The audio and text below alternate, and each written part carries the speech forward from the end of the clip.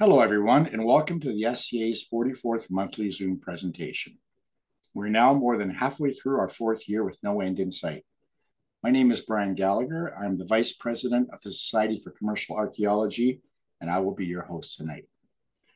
Welcome to all our guests and any new people we have with us tonight.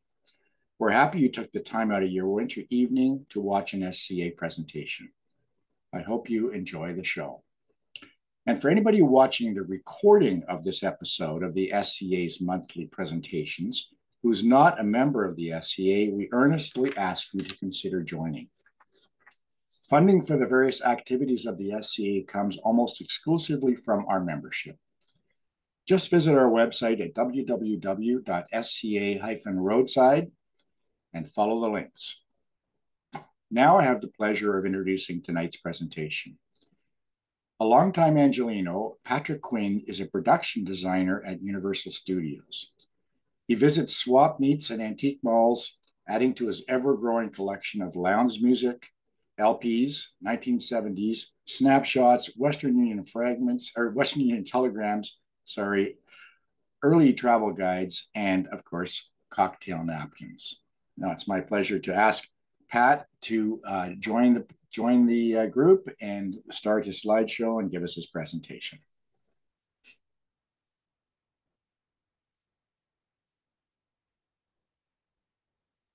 Hello, Pat. Are you there?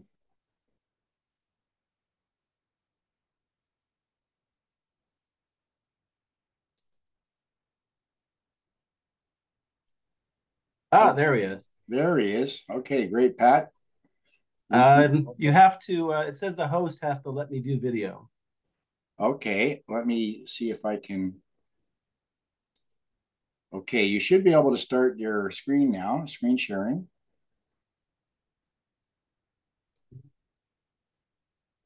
It won't start the video. Let's see if it'll share the screen. Yeah. Zoom technology. Do you see we've got the screen. Yep, we have the slides. Okay. But it's not full screen. It's showing your whole screen. There you go. That's better. Wonderful. All right. 2 years. You think we would have figured all this stuff out post-COVID, but hey, it's still a good time. Yeah. By the way, Patrick, your camera is still turned off. You could turn that on if you'd like to show your face while you're speaking. It's not letting me. It's not letting you. Okay. Nope, it says the host has to allow it. All right. Let me look at that. Okay. Hold on a second.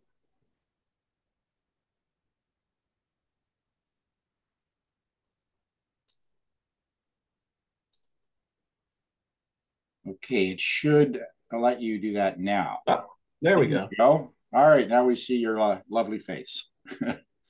All right, so we off to the races? Yep. All right. Okay, hello, folks. My name is Patrick Quinn, and I've written a book called Barkeeps, a collection of California's best cocktail napkins. Whoops.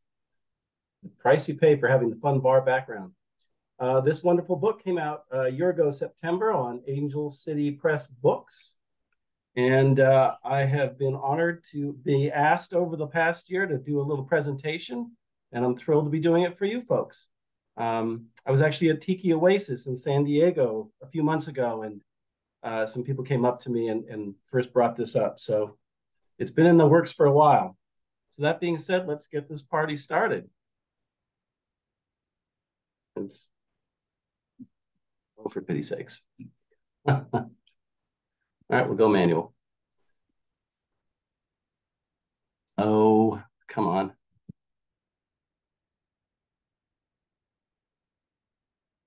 All right, stand by.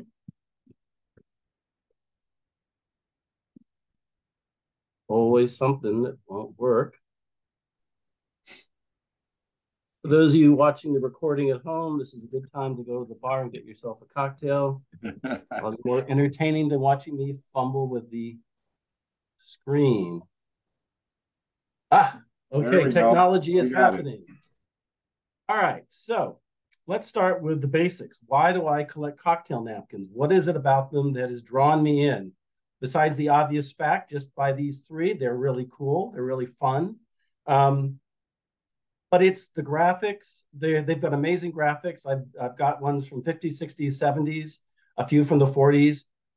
They're a great history lesson. I mean, when I started doing this book, I became aware of so much interesting history about different parts of California, different cities, but also, lifestyles. A lot of this stuff is famous. A lot of these places are famous, but you're going to be very surprised in this talk and in the book how many of the places I found things to talk about that have long gone and no one has remembered. So in my own small way, I'm hoping to bring them back to light.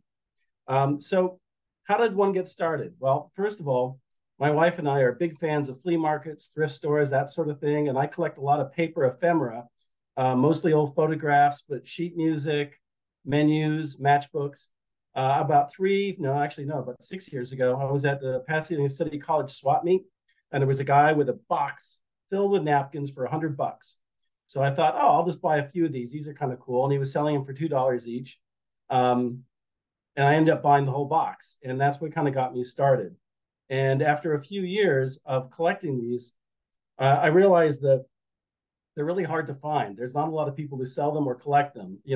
Matchbooks you can find fairly easily. There's a lot of people. There's a Matchbook Society of Los Angeles that's been around for about 90 years, which is crazy to me that 90 years ago, people were looking at matchbooks as something old to collect. And so I did the research and I saw there wasn't anything out there, certainly wasn't a book. So that's when I thought, well, maybe there's a niche here that I need to fill. So I did the research and I found books on all these things I just talked about. You can find books on all these subjects. So I put together a proposal and I sent it to a lot of publishers, and only a few, including Angel City Press, got back to me, which was great because I already knew Angel City Press. I had some of their books. So I was like, well, this is great. This is who I would have wanted to go to in the first place. They hooked me up with this amazing graphic designer, Eric Linksweiler, who's also written a few books for Angel City Press. And he and I hit it off. And my editor was Patty, who's up until recently the owner of Angel City Press. You may have heard in the news that Angel City Press has now been bequeathed to the Los Angeles Library Association. They're my new boss. So the book took about a year and it's out. And now I want to share a few of the highlights, some stories, some napkins, just give you a little flavor of the book. Some of the stuff isn't in the book. Some of the stuff is stuff that I bought since the book came out, but I just wanted to share it anyways. But the first thing I want to do is read you basically a brief version, edited version of the book's intro. It kind of sets the tone of what the book is about and the kind of feeling I wanted to have from it.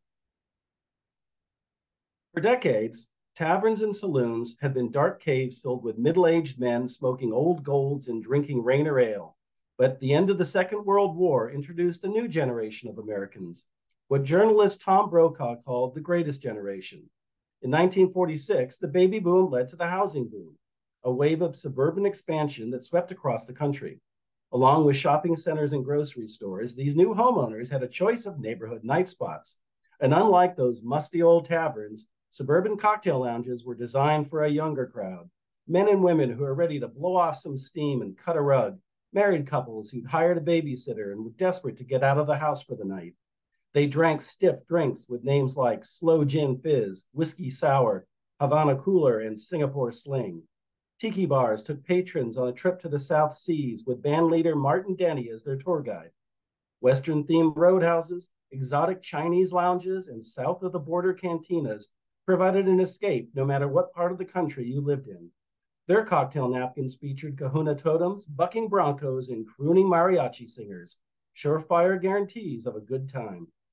The cocktail and napkins in my book are ephemeral artifacts from the past. Most of them date from the 1950s and 60s, and the messages they communicated are a reflection of their times. Excessive drinking, smoking, sexism, adultery, even racism were once thought of as humorous. Labels like not PC and designated driver didn't exist back then. They are souvenirs of cocktail lounges that have come and gone, raised over by the bulldozer of progress. This collection is my way to try and reconnect with that time. So when I pull off the highway and park the convertible out back, walk in the door, drop a quarter in the juke, order an old fashioned, and let's pretend it's Saturday night. Hey, Well, Patrick. in this case, Wednesday night. But Patrick, can you hear me? yeah. Yeah, I can hear you. Everything's going fine. Just we've had one request. You got your cursor in the middle of your photos. And I just move that out because everybody wants to really see the photos. Okay, great. Thanks. Keep going. That's a new one. Okay, so that being said, I think we should take a little road trip up to Northern California and the city by the bay, San Francisco. Our first stop, the Domino Club. Domino Club is a nightclub whose owner, Charlie Anderson, was also an art collector. He displayed his collection of old world paintings, mostly nudes, on the walls of his restaurant. Most nights on the weekend, Italian artist Roberto Lapetti painted portraits of nude models live while the diners watched. Oddly enough, years later, the Vatican hired Lapetti to help restore the Sistine Chapel. Next, we go to Valhalla. Sally Stanford was the madam of a Nob Hill restaurant and bordello, popular with various celebrities, including Humphrey Bogart and Errol Flynn. But in 1949, she went legit and opened a restaurant in Sausalito, the Valhalla Inn. City officials tried to close her down, but Sally ran for a seat on the city council, and it took her 5 tries, but she finally got a seat. In fact, she was so popular, she was elected mayor of Sausalito in 1976. She only served 1 term and then retired, but the council named her vice mayor for life. Here's a favorite of mine, Roberts at the Beach, a waterfront bar that was owned by Shorty Roberts, a name you don't hear too often anymore. He made a bet that his horse Blackie could swim across the San Francisco Bay. Blackie made it in 23 minutes with Shorty swimming behind him, one hand clutching the horse's tail, as seen in this photograph, Polaroid postcard, which I was very excited the day I bought that one, let me tell you. Speaking of swimming, this is my quick segue into some mermaids. The South Seas Cafe offered shrimp, lobster, and country fried steak, which I'm sure pairs perfectly with the pina colada. And just a little farther up PCH was Sam's Seafood, which first opened in 1923 as a bait shop before transforming into a full tiki oasis in 1959. Bimbo's 365 Club has been around since 1931 and is still there in San Francisco. The mermaid you see on the napkins is known as Dolphina. And if you go to the club's basement, it's only open on weekends, but there's a small fish tank in the very back, which through the miracle of angled mirrors, you can see a live mermaid swimming around, and there's a performer backstage. Same gag they've been doing since the 50s. Other interesting thing about mermaids is in the 50s and 60s, porthole lounges became a very trendy thing across the country. They'd have large windows behind the bars, providing views into aquariums where women dressed as mermaids would cavort among the fishes and the underwater fauna. The mermaid room at the El Rancho Motel's big claim to fame was that they shot scenes for the film The Right Stuff in that bar. The Reef Lounge in San Diego's Stardust Motor Hotel featured a choreographed underwater ballet 4 times nightly. But the last one at 11 o'clock was adults only. That's when the mermaids discarded their seashells and swam topless. So, bartenders. Merriam-Webster Dictionary defines a bartender as a person who serves drinks in a bar. That's it. For decades, the stereotypical bartender was a guy who looked like Ernest Borgnine and served Boilermakers to off-duty construction workers. Back in the 1940s, there was no such thing as a mixologist. And there certainly was no one pouring anything that resembled a craft cocktail. Bartenders were variations of Nick, the guy who ran the bar for Mr. Martini and It's a Wonderful Life. And Nick made it clear he was there to serve hard drinks to men who want to get drunk fast, and he didn't need characters around to give the joint atmosphere. But society's views on bartenders have changed. When the Iceman cometh, now he goes to his local bar, his local version of Cheers, where everybody knows his name. And if he's lucky, Isaac from the Love Boat is the night shift. Unless, of course, not so lucky, and it's Lloyd from the Overlook. Either way, the bartender most people are familiar with only knows how to pour one drink, Duff beer. Mo and Nick would have gotten along famously, I believe. Speaking of beer, here's another one of those awkward transitions. Let's go to Europe. So now, in Los Angeles, Little Joe's was the last survivor of LA's Little Italy neighborhood located next to Chinatown. That first actually opened in 1895 as a market and soon expanded with an adjoining restaurant. They eventually closed their doors in 1998, the last man standing for the Little Italy district. Downtown LA was still years away from gentrification. And in fact, I went there the last day it was open. And I think that was one of the first experiences I had when I began to get interested in architectural preservation and old restaurants and this sort of thing. It was this massive place that probably served hundreds and hundreds of people at one time. And I walked in there and there was like 20 regulars in the whole place. It was a sad moment. And I still remember it. And I'm so glad that I got the napkin for it. The Paris Inn opened in 1924 and was the first restaurant in Los Angeles to have singing waiters. The Rubaiyat was the first restaurant in America to actually offer Armenian cooking. The owner, George Marakidian, was appointed food consulate for the U.S. Army and completely changed the meal program for the GIs all around the world. He wrote a best-selling cookbook, and in 1951, President Truman gave him the Medal of Freedom. Now, from Europe, we go to China. Notice that the Temple of Heaven is in New Chinatown and Jerry's Joint is in Old Chinatown. Old Chinatown refers to the original location in Los Angeles on Alameda Street that was torn down to make way for Union Station in 1933. The new Chinatown, which is the one that we know here today, was built in 1938. Now, in 1958, the team of Rodgers and Hammerstein opened a new musical on Broadway, the Flower Drum Song. The plot was set at a Celestial Garden, a nightclub in San Francisco's Chinatown, which was based on a real club called Forbidden City. In the late 1930s, San Francisco's Chinatown was a tourist destination. Charlie Lowe, who owned the Chinese Village, decided to take his new club to the next level. He added a 10-piece orchestra, a troupe of entertainers, and a large dance floor. Soon he had competitors like Shanghai Lil, the Lion's Den, and Andy Wong's Sky Room. And by the way, if the Wongettes were still in act, I would pay big bucks to see them just based on the headdresses. Now, promoters began comparing Asian nightclub stars to Caucasian stars. Larry Ching on the top was billed as the Chinese Frank Sinatra.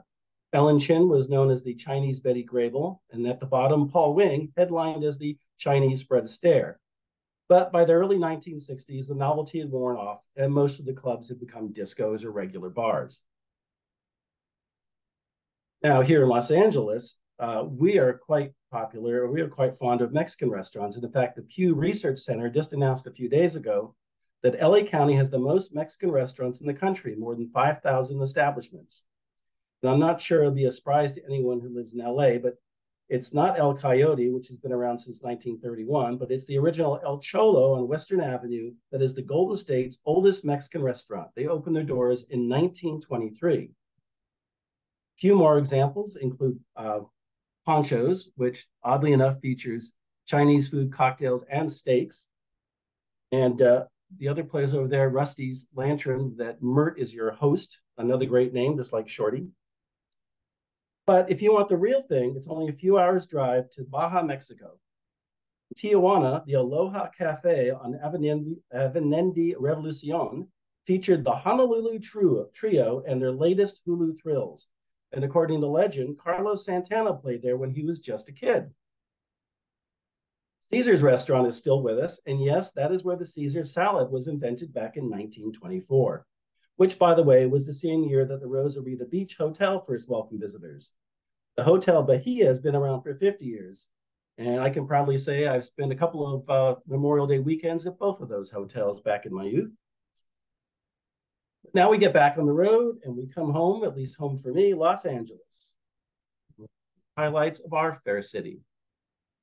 So the It Cafe was originally opened by Clara Bow, who you probably know was a silent movie star who starred in Wings, which won the first Academy Award for Best Picture.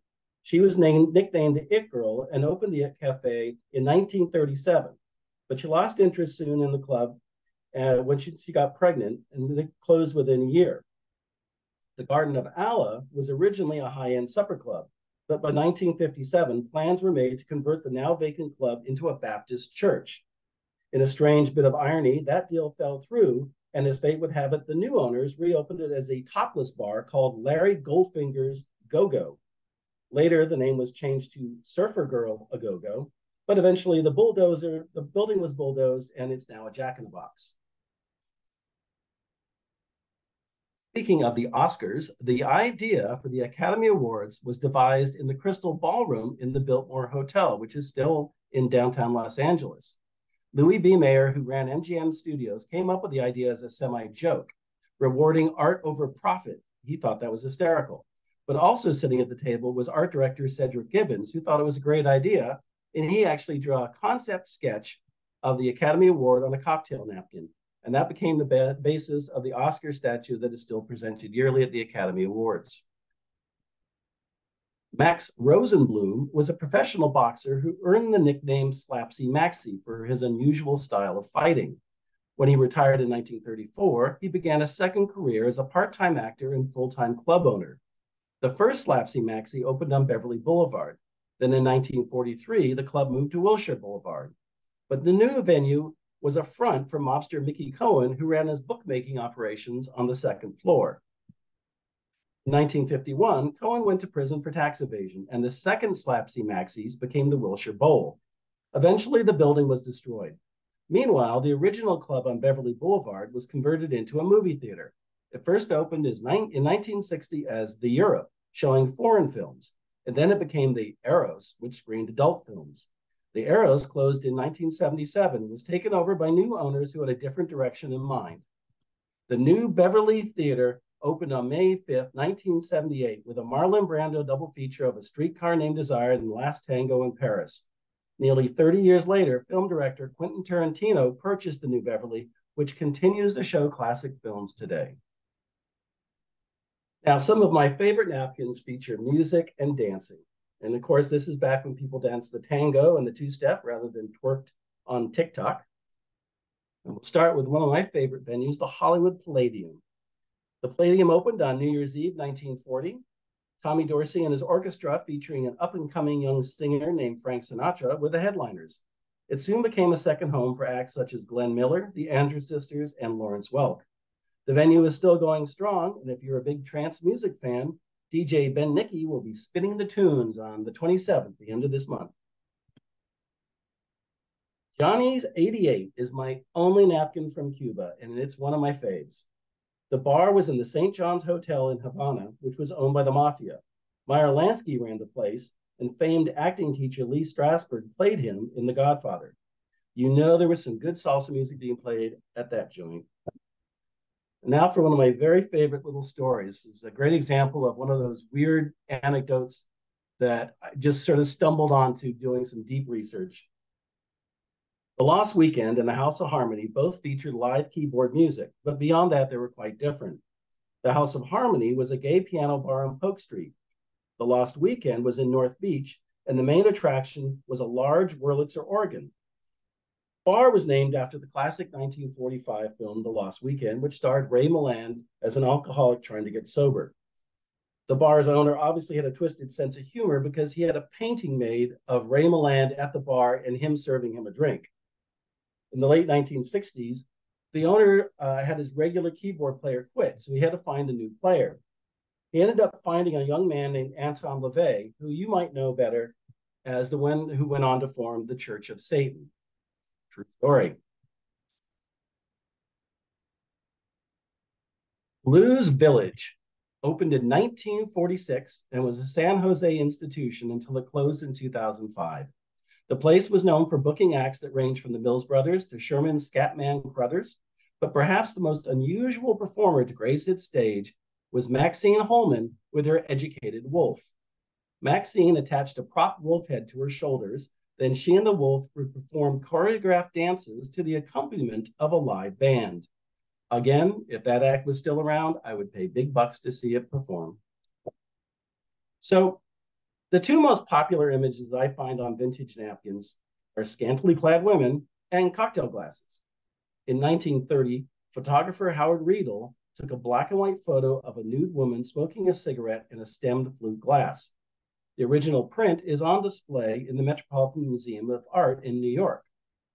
It's an iconic image that was a big influence. It was an iconic image. It was a big influence on the graphic artists at the time, at least the artists who designed cocktail napkins. It also inspired a popular burlesque act that was revived by dancer Dita Von Teese, who trained Taylor Swift when she performed the act in a champagne glass in the video for her song Bejeweled.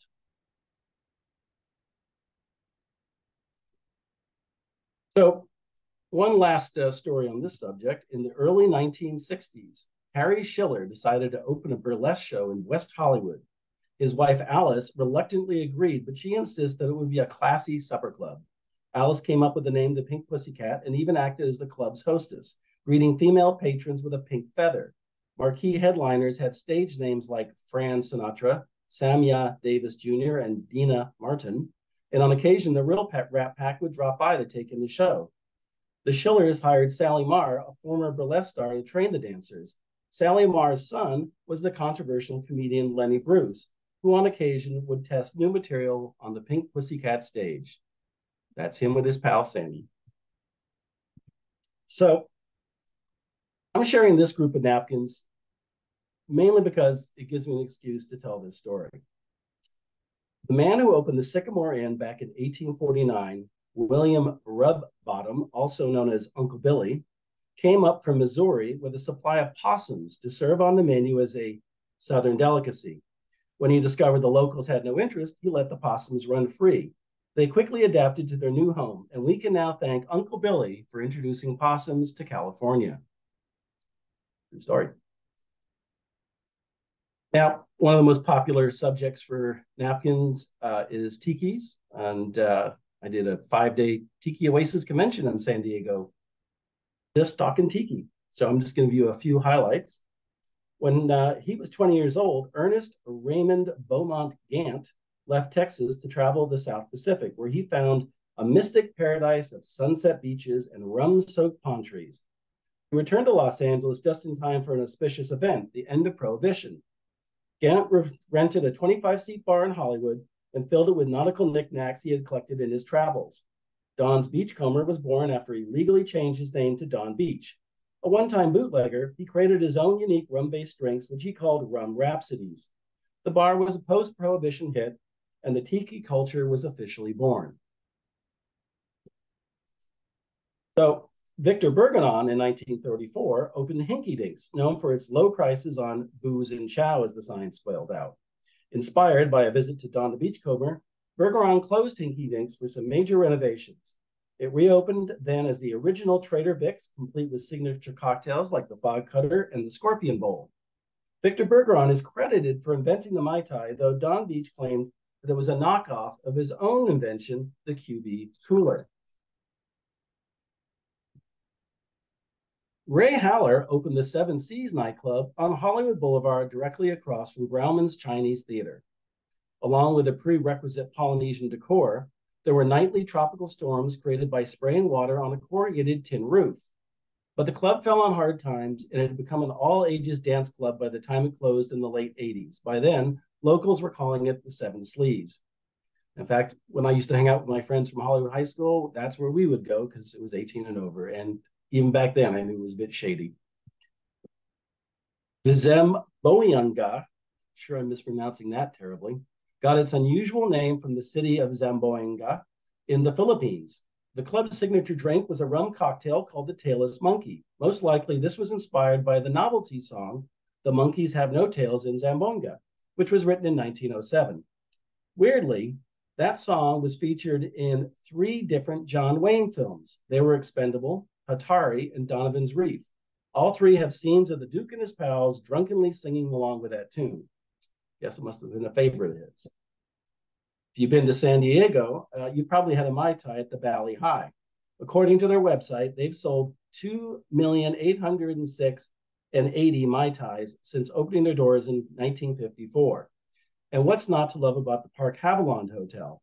You can go there on a Mai Tai bender in the Aloha Room, and then the next morning get lox and bagels at Zadio's Kosher Deli without even have to leave the building.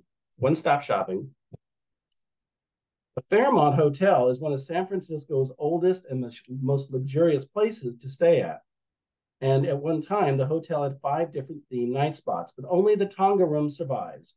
And it hasn't changed that much since it first opened in 1945. A top 40 cover band still plays on a floating barge in the lagoon, Tropical storms blow through every 30 minutes, and the famous poo-poo platter is still on the menu.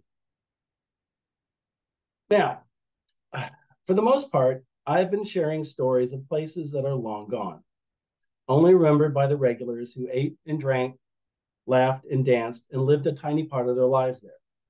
But not all of these businesses have given up the good fight. Let me present to you this brief roll call of old school joints here in Los Angeles, California, that are still around today. You can still order a basket of garlic cheese bread at the smokehouse or savor a dirty martini at Musso and Frank's. But who knows how much longer Tex will still be with us. It's been fighting for survival for a couple of years now. And you only have about another year to grab a bacon wrapped filet mignon at the Derby. They just announced a major development that's going to be remodeling the property. And we all know what happens when someone says they're remodeling a property and building condos on the next to it. So please give these grand old joints your business. And before we call it a night, I'd like to share one last story with you. In the summer of 1943, famed lyricist Johnny Mercer was sitting at the bar in P.J. Clark's on 3rd Avenue in Manhattan. Over the course of a few drinks, he came up with the lyrics to the classic Torch song, One for My Baby and One More for the Road.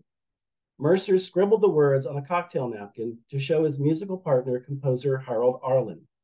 A few months later, Fred Astaire was singing the tune in the musical comedy The Sky's the Limit. Fast forward to the spring of 1958. Frank Sinatra was in the Capitol Record Studio recording his album, Frank Sinatra Sings for Only the Lonely. One for My Baby was the key track on the record. Frank was still nursing a broken heart over his shattered affair with Ava Gardner, and he nailed the song in one take. It was his Valentine to all the broken promises ever scrawled on a cocktail napkin and sealed with lipstick kiss. And it was Frank's version that became the last call soundtrack on every jukebox across the country. With Frank's tune on head, I say thank you. That is the end of my presentation. Well, that's an amazing presentation, Patrick. Very, very enjoyable. Now, can you tell us a little bit about your book here, Barkeeps? I can, as my voice cracks. I told you I talk fast. Sorry. I'm getting early. So first of all, a quick plug. I would love to share my book with anyone all interested. So it's pretty simple, angelcitypress.com. It's $30. So please take note. As far as the book and the napkins, it's interesting. I have been a writer in various fashions my whole life, but always fiction. And I'm actually right now in the process of trying to sell my first novel. But writing a fiction book and writing a nonfiction book are completely different situations. All I did when I first wrote the book was I just came up with an outline and sent a few samples. And once I connected with Patty and Terry at Angel City, we really just built the book together. And then Eric came in. So it wasn't like I wrote a book and then shopped it around. I mean, this thing was built from scratch. I wrote all the text and did all the research and collected the materials. And Eric went off and was doing all the designing. There's wonderful pages in the book where it's this background texture and it looks just like wallpaper and leather booths. But he actually went to different bars he liked and took pictures of the wallpaper and the bars and the leather of the booths to use as background rather than just go finding it online. So it was definitely a labor of love. I mean, I'm not going to put my kid through college on this book. It was just something I wanted to do. And it's just a thrill when I get to see it. I went to the Getty Museum the other day and it was there on display in the gift shop. And, you know, that's a priceless moment. You can't beat that. So it's been fun. And I'm still collecting. You know, in my fantasy world, I'll do another book. And this time I'll cover all 50 states and not just California. Well, that's great. So people should go to angelcitypress.com and they can find the links there to purchase your book, right? Mm-hmm. There you go. Okay, now we've got a whole bunch of questions, and but you'll see the chat. I'll forward the chat to you, and it will you'll see that people are going crazy because a lot of the people that are watching your show tonight and that are members of the SCA have visited many of the establishments that you're talking about. And so they're all excited about it, which is, I think, is great. Anyways, the first question is from Nancy Sturm. And now, Nancy, I think you're online. Would you like to just ask it yourself? Sure. Hey there. I'm wondering about that first box of napkins that you bought. Were they single napkins, or were there like several of the same type? And how were they packaged? Were they in good storage shape? Were they in folders, or were they in sort of plastic sleeves? Or tell us a little bit about that if you don't mind. You know, now that I've been collecting for like 8 or 9 years, I really realize what a fluke epiphany moment that was, because that doesn't happen. I mean, it was a big cardboard box with, it has to be thousands of napkins. There weren't many duplicates. There are a lot of cartoon napkins. That's a whole thing I haven't even gotten into. There's a ton of napkins that were mass produced that were just cartoons and stuff. And we used some of those as sort of background art, like, the one on the cover. I could, do a whole volume of just those cartoon napkins. But yeah, no, it was all single for the most part. They weren't in any kind of plastic wrapping. They were just stacked in the box, and they were mostly in great shape, which is also weird. And one of the downsides of collecting napkins is you often have to, decide if is it too stained to buy, or the stains interfering with the art. That was actually something that Eric and Patty and I debated.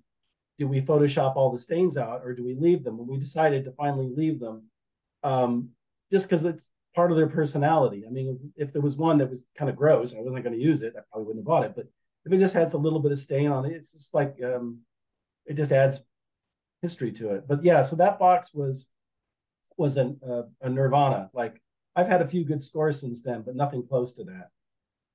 Oh, that's great. Rachel Ewell asked the question, truly amazing that these artifacts were saved. What's your most treasured item? It's hard to say. I mean, there are some that are favorites of mine because the artwork is so amazing. Um, there's one napkin which I wouldn't say is my favorite or treasured, but it's such an odd one, and we couldn't put it in the book. I have a napkin. I have a lot of napkins that were from World War II, where either the bar was being patriotic or the napkin's patriotic, And there's one I have where it's actually got a little cartoon of a soldier kind of like saying shush, and it says something to the effect of, don't spill those secrets or something. I guess if you get drunk, don't shoot your mouth off in the bar. And someone drew a really well done, very offensive caricature of a Japanese soldier on the back of the napkin. And like I said, it's kind of horrible, but it's just amazing to me. Like, I felt like it really is a weird time warp. There are napkins that have some fun messages on them. The one I don't have that I want is like the stereotypical, I still haven't got a napkin that's got the, message from a girl with a lipstick kiss and a phone number. I'm still looking for one of those. Oh, that's great. Now, Chris Owens has a fairly long question here. I'll read it. He says, I may have misheard, but it sounded like you said the girl in the fishbowl of Bimbo's 365 Club can be seen in the basement and only on the weekends. She is in the basement, and you see her in a fishbowl in the bar via a series of mirrors that make it look like she's in the fishbowl. But then he says, I haven't seen her even on weekends for years, though. I have to admit, I'm basing that purely on research, but I got a lot of that from the website and people who were writing on Facebook about recent visits. And it sounds like it's a back room that they only open up on special occasions. So on occasion, on certain weekends when it's busy, they open it up. But I get the impression it's only open like people can rent it out. Like, they probably don't want to pay the girl to be there because she's literally backstage for hours just there. So they probably only bring her in and open the room on certain special times. But it's still there. That's the one thing I confirmed. Okay, great. Well, the questioner is going to have to find out when those special times are and get over there for one of those. Rachel, you also asks, where do you store, or sorry, where do you source your collectibles and how do you store them to preserve them? I always get asked that, and I'm always embarrassed to admit that, partially because I have so many of them, but it would just be so time consuming. So I'd like to say they're all in like individual little envelopes with cardboard backing and neatly stacked in very safe architectural boxes, but they're not. But they are in plastic tubs, and they're all kind of organized by category or region. And I've recently bought some plastic bags, so if I ever finally get ambitious, I'll start putting them in the plastic bags. But that's definitely something I need to do. But there are thousands and thousands of them, and it's daunting. Yeah, no doubt. Now, Rachel Yule also asked, and this is a side note, it's more of a comment. She says, and maybe it's in your book, who knows? She says, side note, would love to hear your list of must-sees in Southern California and your stories from attending Hollywood High. Is there anything in your book about the places that you have to go to? You know, it's funny. One of the sort of fun perks of this gig is I've been introduced to a whole world of people, including the folks with this group, that are involved with historical preservation, and not just from a let's save the building point of view, but also like, living it. Like there's a whole group of people that get together and have drinks once a month at old bars, or we'll do like go to like hotels and have like events where they dress up in period costume and hire a swing band. And but like I've gotten to know Chris Nichols really well, who's one of the editors for Los Angeles Magazine, and in fact he's writing a book for Angel City Press on bowling alleys. But it's been really cool to get into that world and meet all these people, and through them I've learned about a lot of really interesting restaurants. I mean, all the obvious ones like Musso and Frank's, it's a cliche, but it's you got to go. It's great. And Union Station and the restaurants there, the pantry, all these places. There is some sort of weird unwritten rule that all these cool places tend to be expensive, so I have to be selective in my indulging. I can't go out for steak and martinis near as much as I would like. Now, Allison Engel asked an interesting question. Were there a few artists who made cocktail napkins their specialty? Or can you recognize their styles or certain styles among them? Yeah, that's another one I get asked. And it's a shame. There's zero. There's no credit. There are companies that put out the napkins, mostly Wisconsin, because Wisconsin for a long time was the paper capital of the country. And there were a lot of paper mills there, and there were companies like Beach Products and Wisconsin Paper Company that put out all these paper products. They were actually, I think it was Wisconsin Paper Company was the company that first made toilet paper in the country in like 1920s. And there's actually, I don't do it in the slideshow because it's not really as much, it doesn't really relate, but there's a whole section in the book where I actually talk about the origins of cocktail napkins. Like they're actually, the short version is there was a British company in the 1800s that went and did business with, I believe it was some Japanese companies in Japan, and they were using paper napkins in a much, just basic sense. And so they brought a bunch of these napkins over, and they had a big Christmas party, and they put the logo of their company, their shipping company, on these paper napkins and gave them to guests as a sort of a weird souvenir. And that's what started the idea of paper napkins with like printing on them. And it kind of went from there. So in the 50s and 60s, there were these companies, and I've got them. I've got salesman samples. I've bought a few of them, and it was a cardboard box. And the salesman would go into the bar and restaurant and show them this display of napkins, and there'd be like 100 of them in there, all the different types of artwork, but they wouldn't have any names on it, but they just have a number. And so the bar owner could go, oh, give me a couple of thousand of number 20 and put my bar's name on it, and I'll pay a little extra to have make it a 2-color instead of 1-color. So I do see a lot of repeats because they're buying them from that company, but there never is any artists call out or anything like that. The cartoon ones in particular, you really recognize the style. Like some of these companies probably had like, 5 guys in an office somewhere cranking these things out because you could recognize their cartoon style, but they never got a credit. There's no names or anything. And I've tried, partially because I just feel like they should get some credit, but also because it's interesting. And there was one lady that who was famous for doing greeting cards, another industry where people never got credit also, but she was one of the few people that got credit in, I forget her name now, but in greeting cards, and she did a few napkins, and she actually had her name on it because I guess she had a little bit of clout where they worked.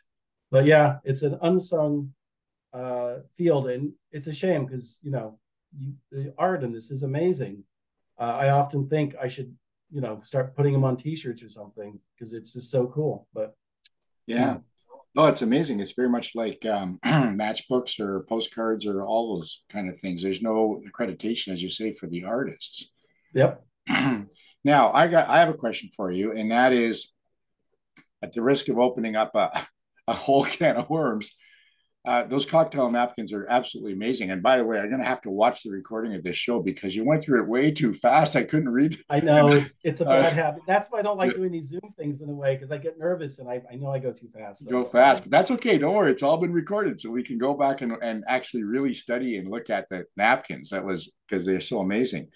But I remember as a child, actually, we would go to restaurants with my family. Now, my family was not the kind of family that went to cocktail lounges or would go to a place that had those kind of napkins. But we did go to places that had interesting placemats, so paper placemats that would also have all the cocktails on them, and then maybe a map of the area or a photo or something like that. Have you ever considered or thought about getting into placemats? I don't see placemats very often. I've got a few kind of random ones, but I don't see them very often because I think a cocktail napkin, I think people would take them home as souvenirs the same way they would take home matchbooks or swizzle sticks or the little garnish thing that would go in your drink. Right. So people would take them home, whereas I don't think anybody took a napkin. I mean, the paper napkin and folded it up because it was big and you probably spilled food on it. That's my theory. Is it doesn't lend itself to being a fun souvenir. So I don't see them very often. I see coasters, but coasters aren't that interesting. They rarely have. I don't see them with very interesting art. They're usually just brands of liquor so it doesn't really interest me. Right. Okay. Well, that's very good. Well, that was an absolutely excellent presentation, Patrick. People must love you when you do it in person. They'd be all over you because it's so whimsical and it's so of the moment too. The Art Deco architecture and a lot of the buildings that you show. It's very nostalgic. So thanks again very much. And you've just sold 2 books actually. In the chat, 2 of our viewers have said they've just bought your book. So there you are. Oh, wonderful. Yes, the book reads slower than I talk. So oh, now 3. Somebody else said they just bought it as well. So you've sold 3. And I think there's a lot of stuff like to answer that woman's question about places to go. Yeah, I think you'll definitely come out with a little bit of a shopping list because there's a lot of places aren't there, but there's still quite a few that are there in the book. Okay, that's great. Well, I'd like to remind everybody about our next month. When on Wednesday, and it'll be hard to beat your one, Patrick, I must say, but on Wednesday, February 21st, at our usual time of 8 p.m. Eastern, we will join Dottie Van Every for a presentation entitled Our Own Paradise, A History of Black-Owned American Resorts. Now, for those of you watching tonight who are not members of the SCA right now, you will be receiving an email in the next day or two that invites you to join if you liked what you saw tonight and think you'd be interested in all the offerings that the SCA has to give. And for next week's presentation, or next month's presentation, the SCA members will be receiving the relevant details and registration link by email as usual. And anybody else can register through the SCA's website directly. So thank you very much for spending a cold winter evening, for those in the northern half of the continent anyway, with us. Is there anything else, Patrick, you'd like to say before we say goodnight? For those of you on the East Coast, it's 9 o'clock. You have no excuse not to be drinking a cocktail. Yeah, well, as a matter of fact, the first comment in the chat, which you'll see, was, okay, what's everybody drinking while we watch this show? And there was a few answers to that too. So remember, everyone, if you want to watch it and study the napkins more carefully, you can see it on the recording, which will be up in a day or two. And remind anybody else, your friends and relatives you think would be interested, that they can watch it there as well. And with that, I will wish everyone a good night and hope to see you next month. Thank you all.